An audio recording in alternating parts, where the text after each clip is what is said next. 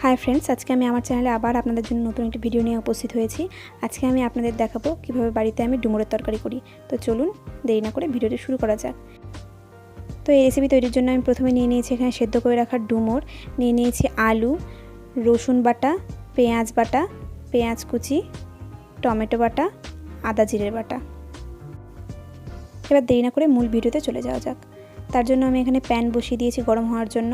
Pan গরম হলে এখানে দিয়ে দেব তেল এখানে আমি প্রথমে দিয়েছি বড় 2 চামচ পরিমাপ। তেলটা একটু গরম হলে আমি এখানে দিয়ে দেব আগে থেকে কেটে রাখা আলুগুলো ভেজে নেব।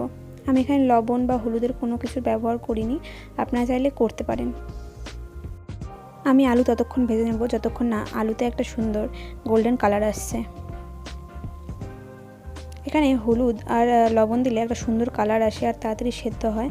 আপনারা হলুদ বা লবণ ব্যবহার করতে পারেন। দেখুন কত সুন্দর কালার এসেছে, হলুদ বা লবণ ছাড়াই খুব সুন্দর কালার এসেছে। এবার এখানে আমি এগুলোকে তেল ঝরিয়ে তুলে নেব। আলুগুলোকে এক সাইডে রেখে দেব। এবার আরেকটু তেল দিলাম এখানটায়, তেলটা একটু গরম হতে দেব। তেল গরম হয়ে গেলে এখানে আমি ফোড়নে দিয়ে দিচ্ছি সামান্য জিরে আর দিচ্ছি 2টো তেজপাতা। এই দুটো একসঙ্গে একটু ভেজে নেব।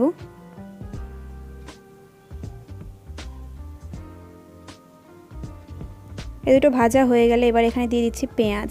আগে থেকে কুচি করে রাখা পেঁয়াজ, এখানে আমি 2টো বড় সাইজের পেঁয়াজ কুচি করে নিয়েছি। এবার এগুলোকে সমস্ত কিছুকে একসঙ্গে ভেজে নেব।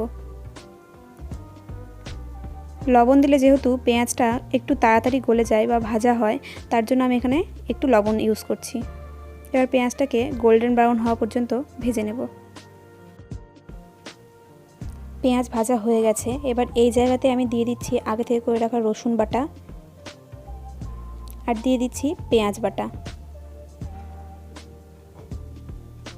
এবার সমস্ত কিছুকে একসঙ্গে মিক্স করে নেব। এবার রসুন বাটা আর পেঁয়াজ বাটা ততক্ষণ ভেজে নেব যতক্ষণ না এই দুটোর যে কাঁচা গন্ধ থাকে সেটা চলে যায়।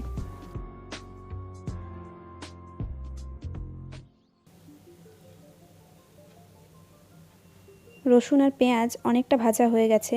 আমি এটাকে 2 মিনিট জাস্ট ভেজে নিয়েছি, তাতে এটা কাঁচা গন্ধ চলে গেছে। এবার এইখানে আমি দিয়ে দেব আগে থেকে করে রাখা টমেটো পেস্ট। আমি একটা বড় টমেটো নিয়েছি, টমেটো নিয়ে পেস্ট করে নিয়েছি। এবার এই সমস্ত কিছুকে একসঙ্গে মিক্স করে নেব।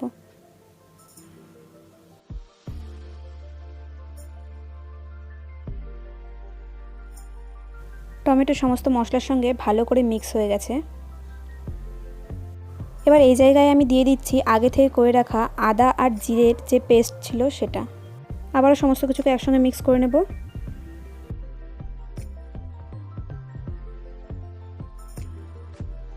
এবার সমস্ত কিছু মিক্স হয়ে গেলে এখানে দিয়ে দিচ্ছি প্রথমে লবণটা স্বাদ অনুযায়ী দেবেন। দিয়ে দিচ্ছি সামান্য হলুদ আর লঙ্কা গুঁড়োটাও আপনাদের স্বাদ অনুযায়ী দিয়ে দেবেন। এবার আবারও সমস্ত কিছুকে মিক্স করে নেব, কিন্তু এখানে লো ফ্লেমে রেখে তবে সমস্ত কিছুকে মিক্স করব, নয়তো মশলাগুলো লেগে যেতে পারে।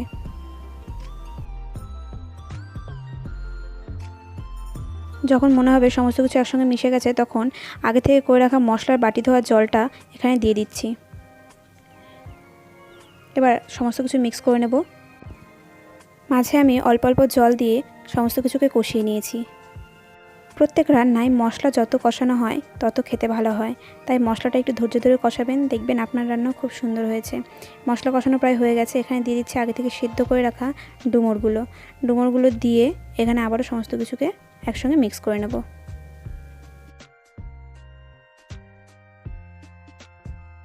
ডুমুর মিক্স করা হয়ে গেলে এখানে দিয়ে দিচ্ছি আগে থেকে ভেজে রাখা আলুগুলো।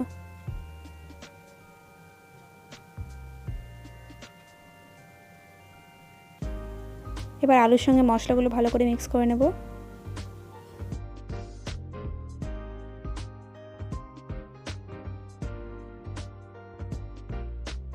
আমি আলুটাকে মিনিট 3 মশলার সঙ্গে মিশিয়ে নিয়েছি। এবার এখানে দিয়ে দিচ্ছি চিনিটা ঝালটাকে অ্যাডজাস্ট করতে সাহায্য করে।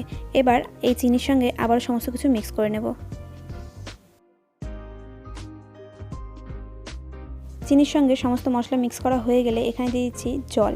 জলটা পরিমাণ বুঝে দেবেন। আমি প্রথমে অল্প জল দিয়ে বুঝে নিয়েছি যে কতটা জলের পরিমাণ লাগবে, তারপরে আমি পরের বার আবারও জল দিয়েছি, তাই আপনারা বুঝে শুনে জলটা দেবেন। এবার জলের সঙ্গে সমস্ত কিছু একটু মিক্স করে নেব।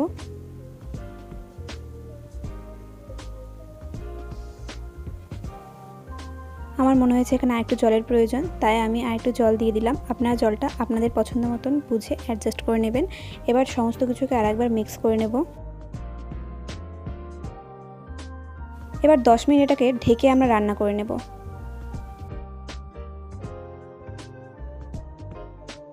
10 মিনিট হয়ে গেছে।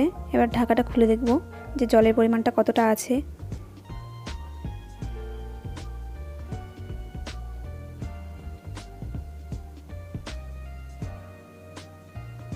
এখানে আমার মনে হয় যে জলের পরিমাণটা একদম পারফেক্ট, কারণ আমি বেশি গ্রেভিও রাখবো না বা বেশি শুকিয়েও ফেলবো না এটাকে।